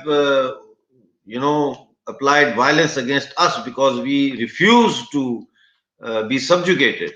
تو اس لیے افغانستان، اس میں کی role Afghanistan کا بنتا ہے اور ہمیشہ سے ہی. اگر ایک پنسر موومنٹ ہو افغانستان کی طرف سے، جب نجیب اللہ جی کی سرکار تھی اس وقت بھی میں سلمان لائق صاحب سے میری ملاقات ہوتی تھی اور غزنی کے گورنر تھے ان سے ملاقات ہوتی تھی، تو میں انہیں یہی کہتا تھا کہ آپ نے جو جنگ ہے، آپ جو لڑ رہے ہیں، آپ نے اس کا آغاز ہی شکست سے کیا ہے. Because you are playing on a defensive, you are trying to appeasement کر رہے ہیں آپ پاکستان کی، appeasement کر رہے ہیں آپ مجاہدین کی. We should not fall into this trap of appeasement. تو میں نے سلمان لائق صاحب اس وقت منسٹر تھے، ان کو میں نے کہا تھا کہ آپ یہ جو ہے بارڈر کے اوپر ایک ریڈیو کا بوسٹر لگائیں اور وہاں سے پشتو کے اندر ریولیوشنری جو ہے خبریں اور ریولیوشنری گانے اور انالیٹیکل پروگرامز کریں جو بوسٹ ہوں ان سائڈ خیبر پختونخوا، تاکہ وہاں کے لوگ سنیں آپ کو. آپ کی تو کوئی بات سن ہی نہیں رہا کیونکہ میڈیا نے آپ کو بلیک آؤٹ کیا ہوا ہے، انٹرنیشنل میڈیا نے بھی آپ کو بلیک آؤٹ کیا ہوا ہے. تو آپ ایک بڑی پریکیریس سچویشن میں. اور میں نے ان سے کہا تھا کہ Afghanistan must follow these mujahideen even if Afghan army has to cross the border inside Pakistan territory and eliminate them. تو ہمیں یہ جنگ جو پاکستان افغانستان میں لے کے آیا تھا، اس کو ہمیں افغانستان سے واپس پاکستان میں لے کے جانا چاہیے تھا، لیکن بہرحال وہ نہیں ہوا اور the rest is history. لیکن آج تو ہم اپنے ماضی سے سبق سیکھ سکتے ہیں. We can learn from our past. Afghanistan cannot survive it will survive geographically, but it cannot survive economically, politically, unless Afghanistan puts its foot down and once and for all decides that they are going to muster up all the courage. اور یہ narcotics والوں کے ساتھ ساتھ ان کے سہولت کاروں کے ساتھ ساتھ کرتے ہوئے پختونخوا میں گھس جائیں. آج پشتون تحفظ موومنٹ کا جلسہ تھا اور اتنا انہوں نے تنگ کیا، لاسٹ منٹ پہ انہوں نے ان کا گراؤنڈ چینج کر دیا، لیکن انہوں نے بڑی تیزی سے نیٹ ورکنگ کی اور متبادل جگہ پہ انہوں نے آلٹرنیٹ جگہ پہ جلسہ کیا ہے. اور اس کے اندر منظور پشتین نے کہا ہے کہ پاکستان کے مقبوضہ جو علاقے ہیں کشمیر، جموں کے اور گلگت بلتستان کے، ان کی عوام کی سٹرگل کے میں بھی ہم ان کے ساتھ کھڑے ہیں. تو تھنگز آر ڈیولپنگ. بلوچستان ہے، پختونخوا ہے، ہم لوگ ہیں.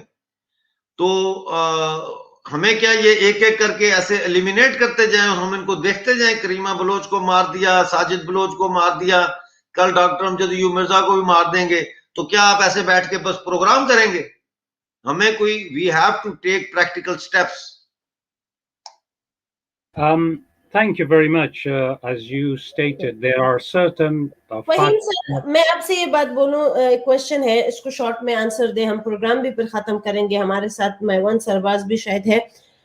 کیا ہمیں اب اہنسا، عدم تشدد کرنا چاہیے یا سبھاش چندر بوسے اور غازی امان اللہ خان کی طرح؟ غازی امان اللہ خان نے فرسٹ ورلڈ وار کے بعد موقع دیکھتے ہی اس نے لشکر کشی کی ہے، ब्रिटिश इंडिया से आज़ादी ली है 1919 में, सुभाष चंद्र बोस ने भी यही कहा था कि अब सेकेंड वर्ल्ड वॉर के बाद एक अच्छा मौका है, और उन्होंने आर्मी जो कि सर्व कर रही थी ब्रिटिश इंटरेस्ट को जापान में, वहां पे पर्चियां फेंकी कि भाई आप ना लड़े, आप इनके लिए ना लड़ो, आप घर वापस आओ, आप कब तक गुलाम रहोगे। आप क्या समझते हैं, आप भी डॉक्टर अमजद अयूब मिर्जा के साथ सहमत हैं, अदम तशद्दुद, अहिंसा, या अभी जो सेकेंड अमेंडमेंट अमेरिका में जो है हमारा गन राइट, और अब हम खुद हर सिटीजन गन उठाए, जिस तरह झांसी की रानी ने भी तो गन उठाया ना, मलाला ऑफ माईवन भी तो आके लड़ाई के लिए उतरी ना, उसने तो ये नहीं कहा कि नहीं नहीं भाई इनको चढ़ने दो हमारे ऊपर। अब ये जो पाकिस्तान की आप उसको फैशिस्ट मुर्तद आर्मी बोलते हैं, जिन्होंने हमारे करीमा बलोच बहन को, जो हमारे एक्टिविस्ट को अमेरिका और कनाडा में मारते हैं, क्या उनके खिलाफ बंदूक उठाना आप जायज समझते हैं? जी सर। और उन्होंने आर्मी, बहुत शुक्रिया। बहुत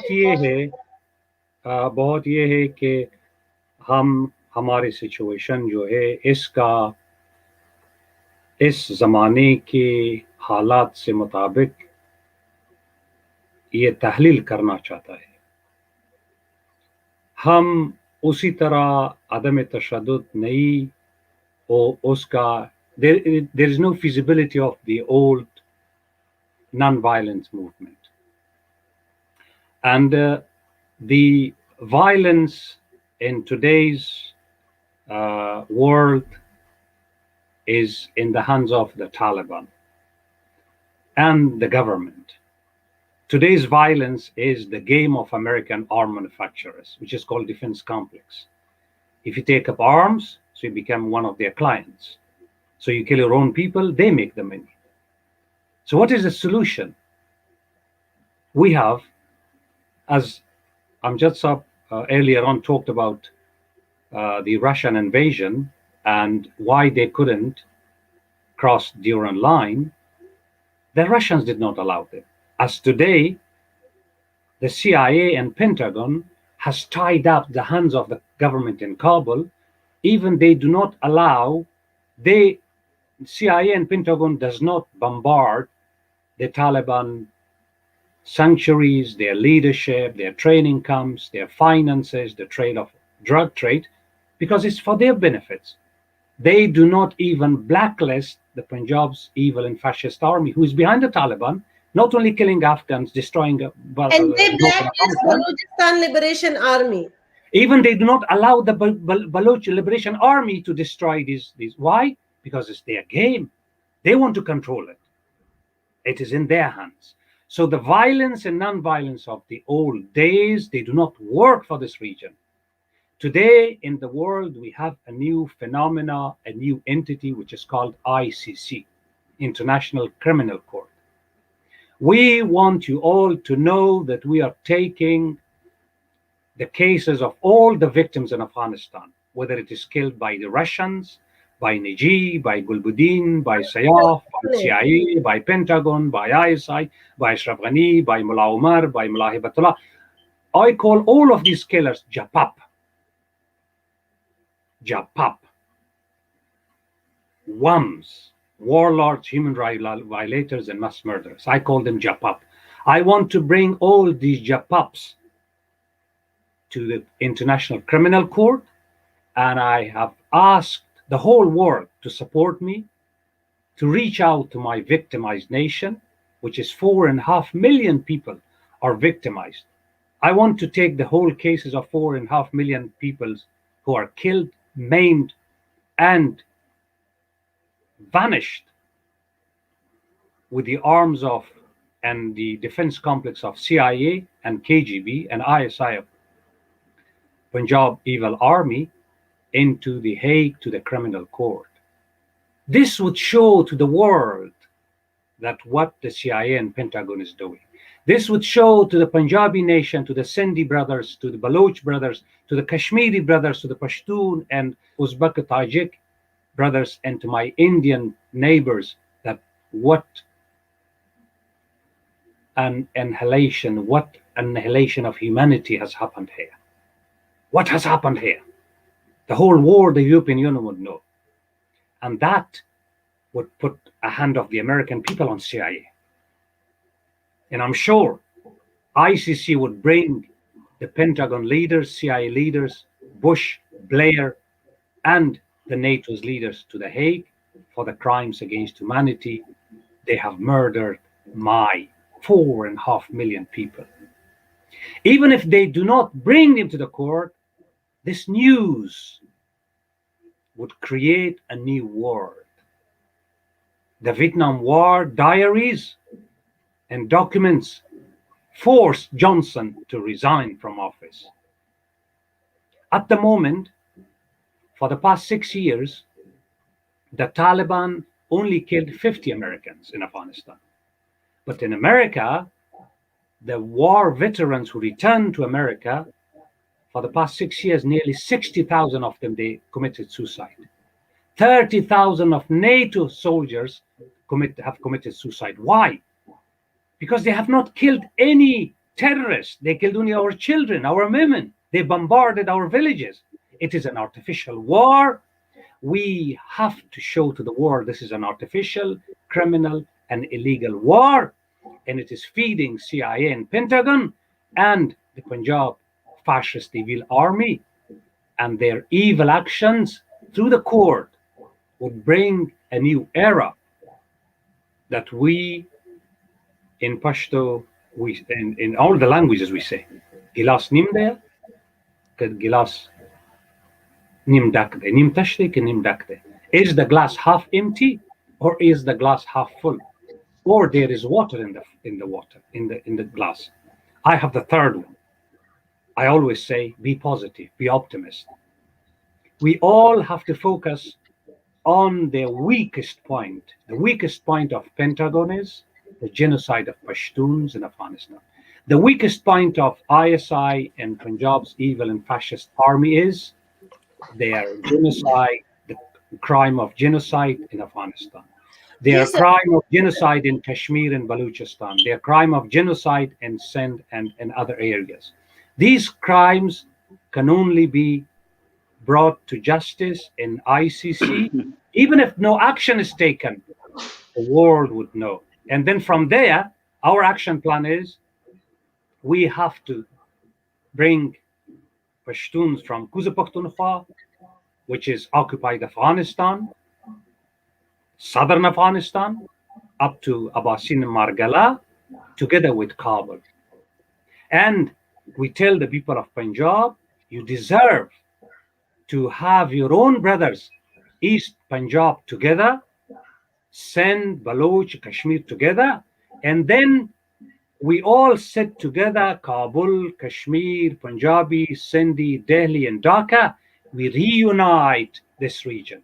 Whatever name you give it, because the people would think this is their prosperity, this is the way forward. Then you don't have to go to Europe. You can work here because we can share the resources of the region. And it would be an era of prosperity for the region, and it would be the sole superpower of the world because we have got so many resources that no other country in the world has. We have got manpower, we have got land resources, we have got the fertile land, and we have got everything. So we can bring it together, and the starting point is to stop these evil forces through the truth and bringing into justice. Reunification of complete Afghanistan from Amu to Abasin Margala, and then the same should happen with Kashmir, with Punjab. That's my way forward, and our political party is working on it. And thank you very much for listening. Thank you, Fahim sir. Dr. Amjad, आप भी कुछ कहना चाहते हैं? Fahim साहब, what is the name of your political party? मैं share करती हूँ. Afghan Wulisi Ghurjang. Okay. Now, what Fahim Saab is saying, first of all, let me answer this or address the issue of President Johnson's resignation. President Johnson was forced to resign because he failed to bring Vietnam War to a swift conclusion. Well, we can talk about Vietnam War for hours and hours. Now, what Brother Fahim is saying is no, I call it aggressive pacifism. There are two types of pacifism. One is passive pacifism. Pacifism is the word I was looking for earlier, which it means people who do not like war or who are against war. And the second is aggressive pacifism. To go to the ICC, that is aggressive pacifism. You do not want to pick up arms against those who are killing us, killing yourself, your brothers and sisters, but at the same time, you want to bring those who are committing these crimes to justice, and for that, you are referring to go to ICC. Well, that can ICC. We all know who controls the ICC and where the strings are manipulated from and how the ICC judges are appointed. But nevertheless, it's a good option. But at the same time, I beg to disagree that by picking up arms, we will become clients of American arm industry or French arm industry. Because we are picking up arms against those who are feeding this weapon industry. We have to liberate, we have to defeat the local Sahulatkars, the local operatives, and that can only be done through armed struggle. We cannot sit and say that because we think we might become a client of the international weapon market, so we do not pick up arms. We wait for the judgment that comes through the ICC, and until then, we sit like sheep and let the wolves attack us and play buzkushi with us. We have to pick up arms. We have to go from this passive aggressiveness, passive passive mindset into a war mindset. War is a means to an end. It's not an end in itself. It's a means to an end. And unless this whole region is engulfed in a final and a decisive civil war, there will be no peace. Give me one example of any country that has transformed itself from a feudal society into a capitalist industrial society without going through the phase of civil war.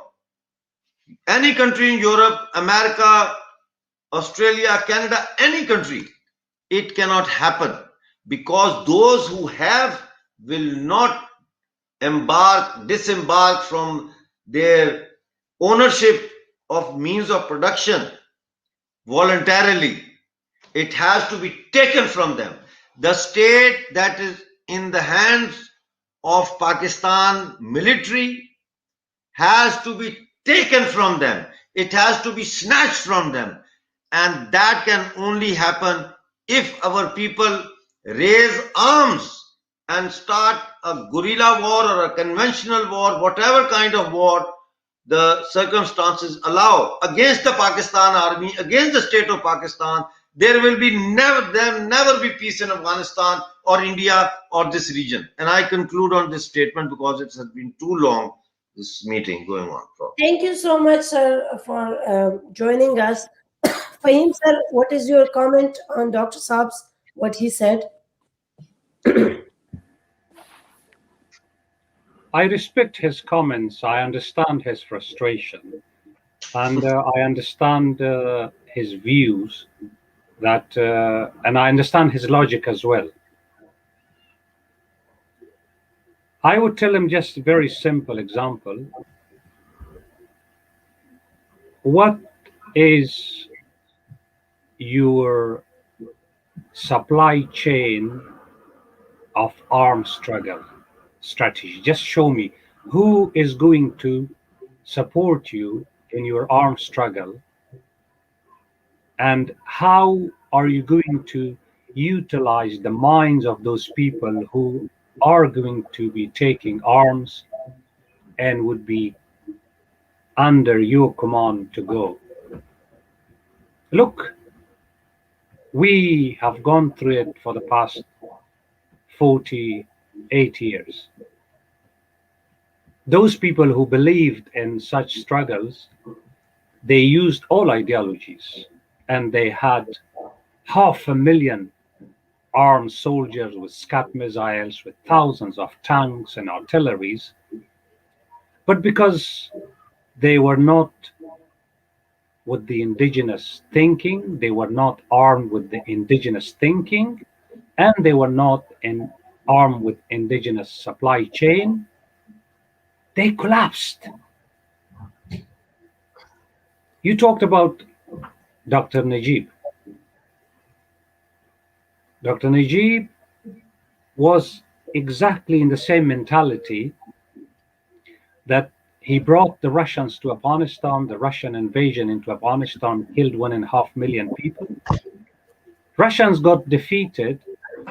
Before even they got defeated, they did not allow any sort of Afghan army, tanks, artillery, weapons, Scud missiles to fire on Gulbuddin and Sayaf's training camps or their artillery weapons depots, or on Islamabad or ISI or Punjab Evil or fascist armies centers. KGB and the Russian invaders, they tied their hands. They said no. Why? Because they wanted to take Afghanistan. The weapons were given to them not for freedom. They were given to them as a chocolate to control them. But they got defeated. So who destroyed the government of that state of that was controlled by this, I call them Shampar Japap Najib? Who? The same people the KGB told them to make a coup, organize a coup against them.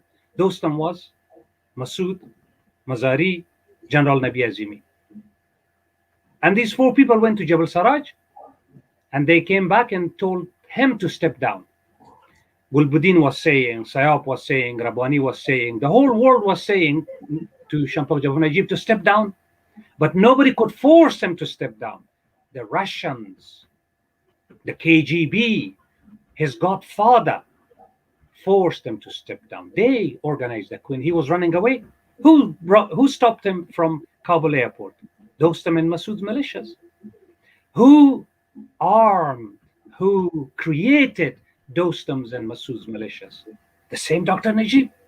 He gave them all the weapons. He brought them to Kabul under the pretense that they would obey him. That is the scenario. The same is happening. Look at the Taliban. Today, Afghanistan's government is not allowed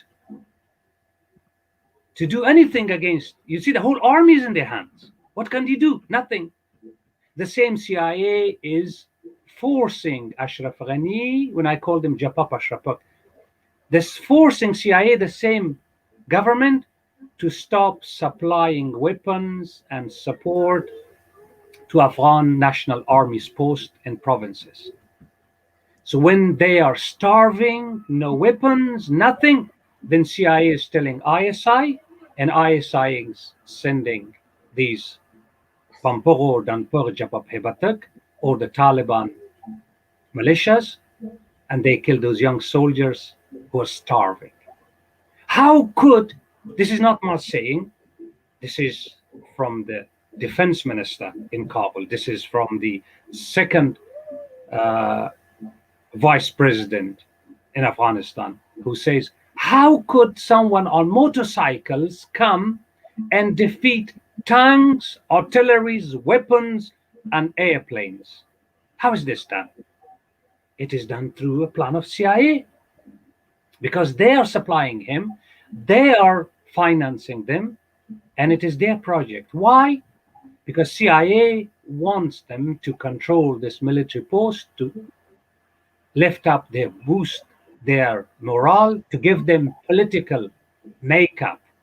زورت السياسي سينغار وايم, to make the Taliban give them a political makeup, to make them look good in the eyes of the world and the political scene, but on the military, on the front, when they come and control this region, then CIA flies up their drone and kills Afghan army and the Taliban, and they make many millions and trillions of dollars from this war.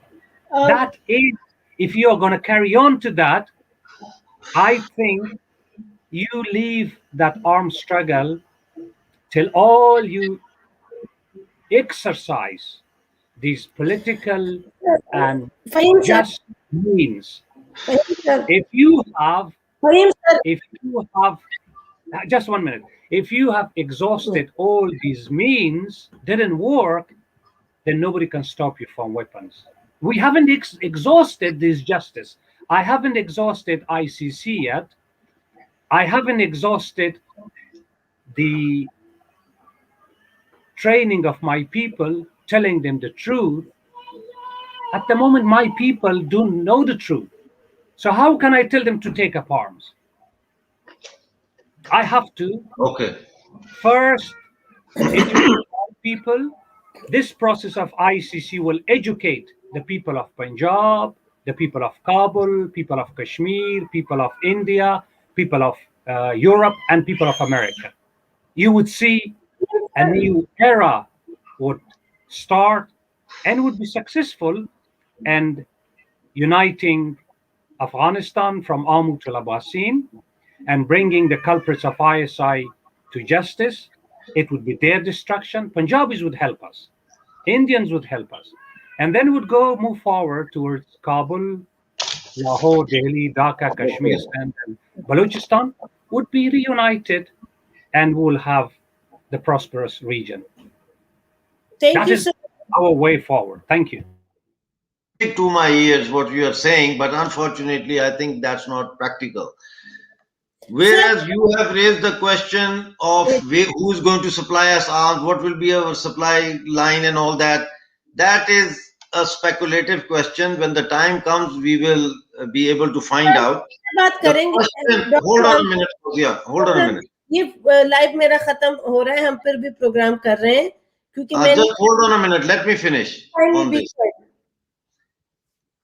What the question should be is to argue that war as a means of solving regional dominance of Pakistan Army, ISI, Pakistani states, CIA, Pentagon, and their operatives.